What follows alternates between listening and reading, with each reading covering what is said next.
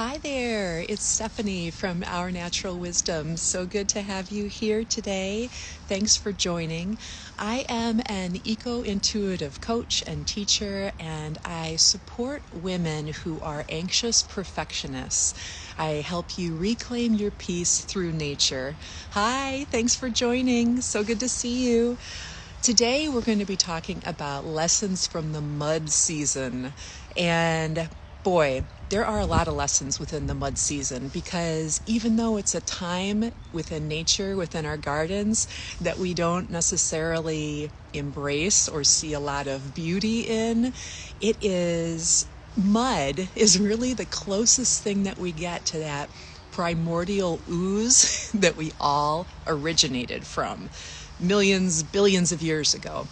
So think of mud as this fertile source of life. And when we start to think of it in that way, it really changes our perspective, not only in terms of actual mud that we see in nature right now, but those muddy seasons that we go through in our lives. And we all go through those times that are messy, that things are new, where things are just starting to emerge.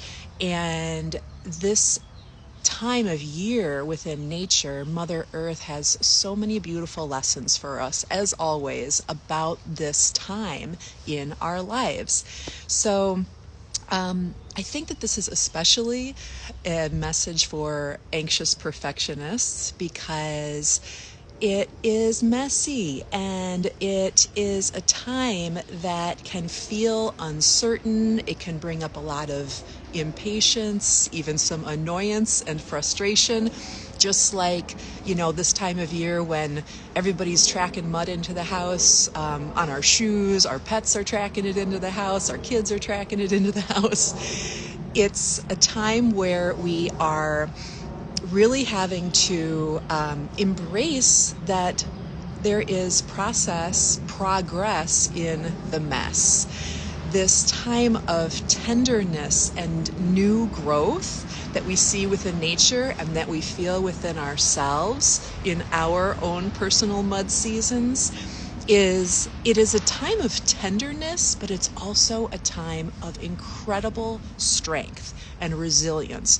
Because when we see what comes out of the mud in our gardens, in nature, we see this new life that has full potential, unlimited potential for so many beautiful opportunities of growth and life and the ability to thrive into the future. So when anxious perfectionists have a goal, yes, there is progress in the mess. Thank you, Jill. I really believe that so much. And for anxious perfectionists, this is such an important thing for us to remind ourselves of.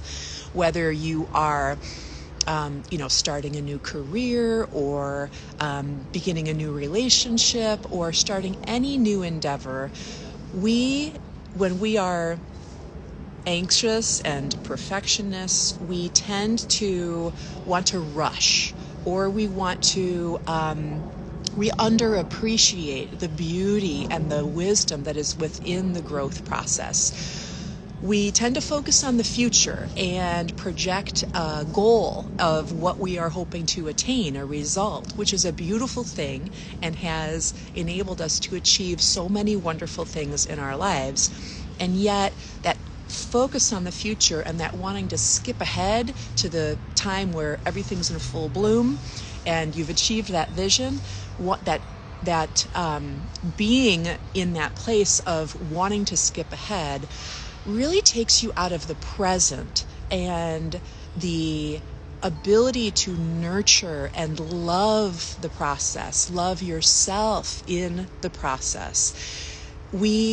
This is where we can really step into our self-compassion and our self-awareness, where we can really discover so much more love within ourselves, love for ourselves that is within ourselves. I have come to think of this time in the garden, but also in life, the mud seasons of life, as what I was taught is like the fourth trimester of having a baby.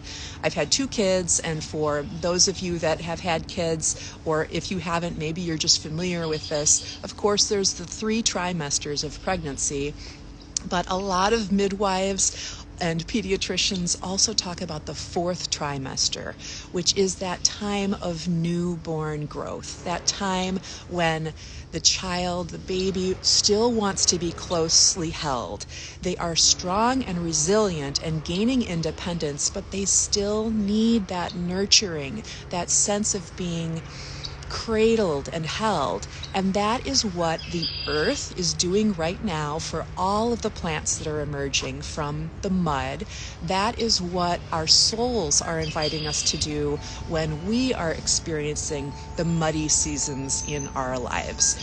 So when we think about all of the fertility that is within the mud in the muddy season, all of the creatrix energy, everything that comes out of the mud, we also know that as things are emerging, they are being exposed to the light, to the sun, to the air, to all of the elements. And especially at this time of year, we want to protect that new growth, both within our garden and within ourselves. The metaphor continues. So it's such an important time to continue nurturing and to allow yourself to be a mother to yourself. Mother yourself as though you were a newborn that was just learning how to be outside of your mother. This is a time in our lives, the mud season, when you're experiencing the first signs of new growth. This is the time to really focus on loving that process, loving and appreciating and nurturing, acknowledging and being present to that tender new growth. Because within that tenderness, within that vulnerability is incredible strength and resilience. It just needs to emerge a little bit more so that it can flourish on its own. And it's really a paradox, right? Because vulnerability is strength. We know this. We know this in our lives. You see it all the time when you are vulnerable, when you allow yourself to express your authenticity, your deepest desires, when you are leading from love and leading from your soul. There is strength there, and you are building even more strength and empowerment through doing that and embracing that process within yourself. Within our gardens, because our gardens can be such a soulful place, such a place of self-awareness and really strengthening our relationship with our highest self, with our deep wisdom, as well as our sacred relationship with the earth. Within our gardens, this is a time to keep them blanketed, keep that nurturing going. Allow the leaves to stay on the garden at this time. Allow them to have that warm and cozy space when they are emerging from that cold, fertile mud that is really bringing forth so much life into nature at this time. Thank you, Jill. Love the awareness of the 4th trimester. Yes, it is real. It is real. So at this time, I invite everybody to do a little guided inner journey with me. So taking some nice deep cleansing breaths. Allow yourself to be in the present moment. Maybe bring your hands to your heart, bringing your awareness to your heart, to your body. Feel how your body is resting so beautifully upon the earth. Whether you're indoors or outdoors, you are surrounded by gifts from Mother Earth. And feel how she is cradling you in this moment. Feel how She is supporting you in every way, from the air that you breathe, the water running through your body, the earth that you are standing or sitting upon, the fire of the sun, the fire that burns within every cell within your body. You are always connected with the earth. And thinking about the muddy seasons that you have experienced in your life. Perhaps you are going through a muddy season right now, a place of just emerging growth. It might be a little bit messy, feel a little tender or a lot tender, might feel very vulnerable. Allow yourself to see this as fresh, new, beautifully strong and resilient growth, emerging from the source of life itself. Such a fertile place, supporting that new growth as it emerges into the world in whatever form you are envisioning it will take in the future. See that this is a vital time for this new growth. This is a time when it is being really allowed to come into its own.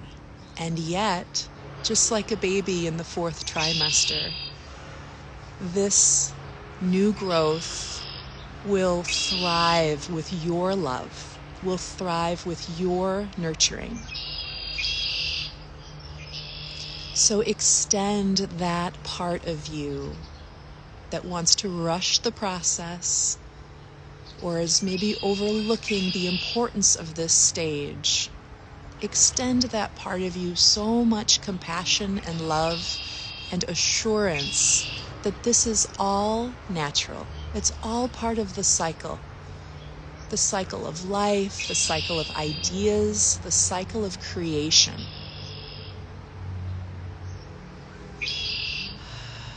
And breathing into that space of love and compassion and acknowledgement, honor that new growth within you. Extend it your promise that you will nurture it, that you acknowledge its tenderness and you acknowledge its strength.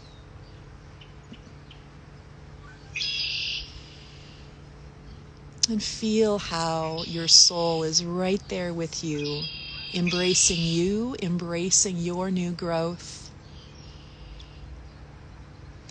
And inviting you to receive reminders of this throughout your day, in your connection with nature, in your connection with your garden, in your acknowledgement of the beauty of the mud of this time of year. And bringing our palms together in front of our hearts, bowing to each other and our own beautiful hearts and souls, and extending so much gratitude to Mother Earth. We'll end with a namaste. Namaste, everyone. Such a pleasure to be with you. If this resonated for you, I invite you to click the link in bio and sign up for my newsletter. You will receive a free guide to 5 naturally calming plant textures and how to easily incorporate them into your garden space. And I especially invite you to sign up if you have any interest in learning about gardening with native plants and all of the healing and wisdom that can provide you. I am going to be opening my digital course soon. My course will take place in April. It is called Reclaim Your Peace, Cultivating Self-Compassion Through Soulful Gardening. So be sure to sign up for my list in order to receive all of the details about the upcoming course. And it was such a pleasure to have you. Thank you, Kay. Thank you, Jill. Have a lovely day, everyone. Bye-bye.